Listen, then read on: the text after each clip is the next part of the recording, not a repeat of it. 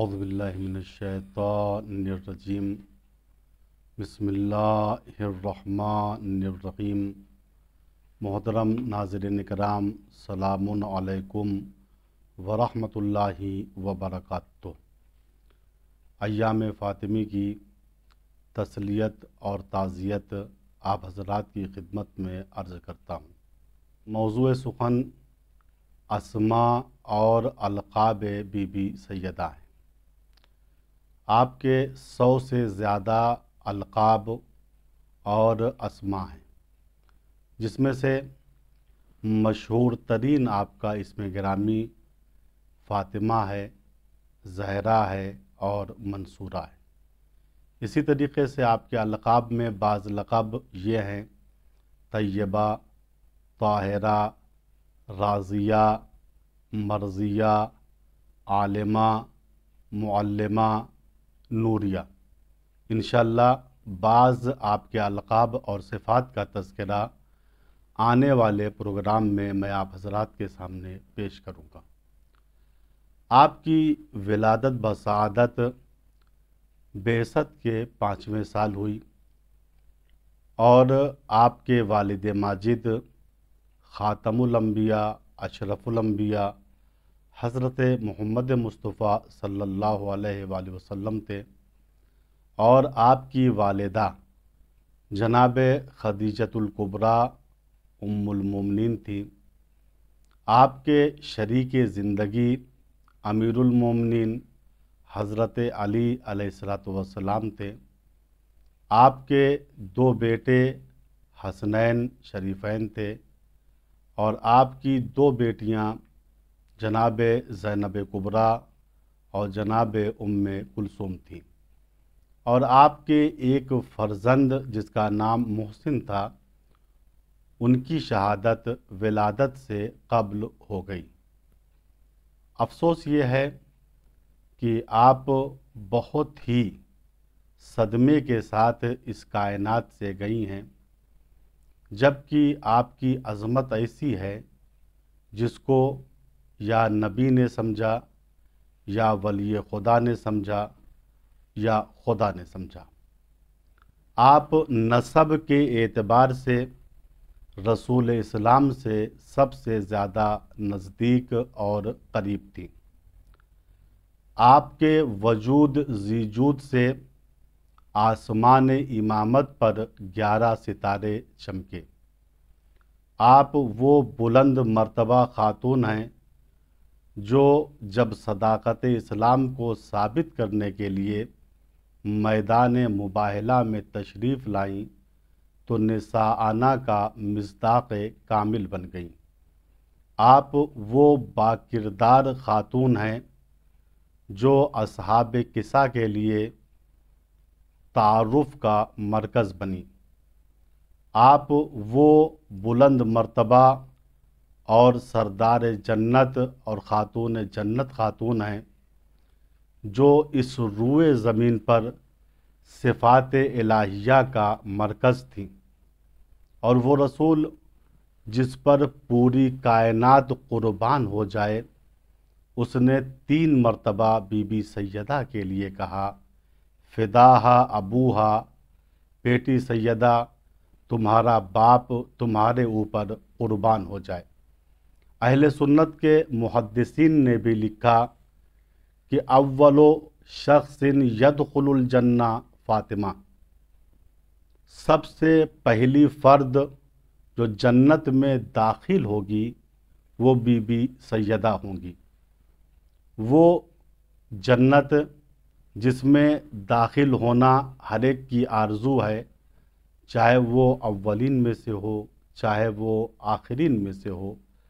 اس کے دروازے پر بخط جلی لکھا ہوا ہے: فاطمۃ خیرۃ اللہ۔ فاطمہ وہ ہیں جن کو اللہ نے منتخب کیا ہے۔ فاطمہ وہ ہیں جن کو اللہ نے چنا ہے۔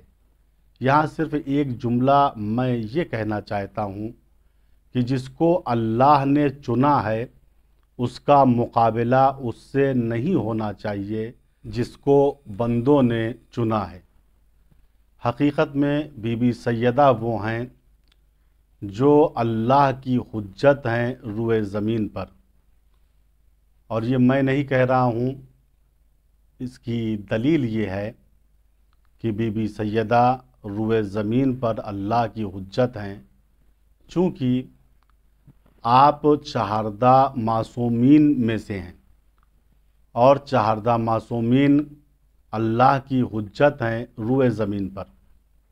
اور یہی نہیں بلکہ ہم دعائے توسل میں پڑھتے ہیں کہ یا حجت اللہ علی خلقہ، بی بی سیدہ کو مخاطب کر کے کہتے ہیں کہ اے اللہ کی حجت روئے زمین پر، اے ہماری سردار، اے ہماری مولا، خدا کی بارگاہ میں ہمارے لیے وسیلہ قرار پائیے اور شفاعت کا کام انجام دیجیے۔